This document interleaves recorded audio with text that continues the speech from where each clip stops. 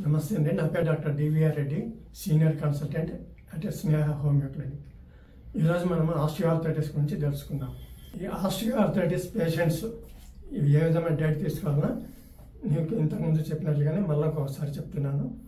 వీళ్ళు ఎక్కువ కార్బోహైడ్రేట్స్ ఉండేటువంటి స్వీట్ పదార్థాలు తినకూడదు. వెయిట్ ఉండేవాళ్ళు ఆయిల్ ఫుడ్ బంద్ చేసేయాలి. తర్వాత వచ్చేసి మనం తీసుకునే ఆహారంలో ప్రోటీన్స్, విటమిన్స్ ఎక్కువ ఉండే విధంగా చూసుకోవాలి. అంటే క్వాలిటీ ఫుడ్ బాగుండాలి.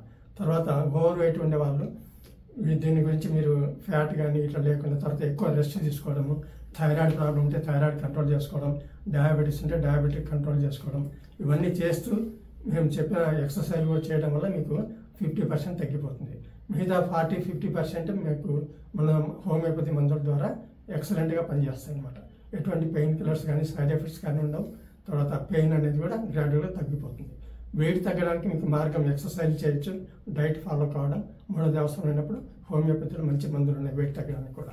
థైరాయిడ్ ఉంటే థైరాయిడ్కి మందులు వాడుకుంటూ దీన్ని కంట్రోల్ చేసుకుంటూ రావడం వల్ల ఆస్టియోఆర్థరైటిస్ కంట్రోల్ అవుతుంది.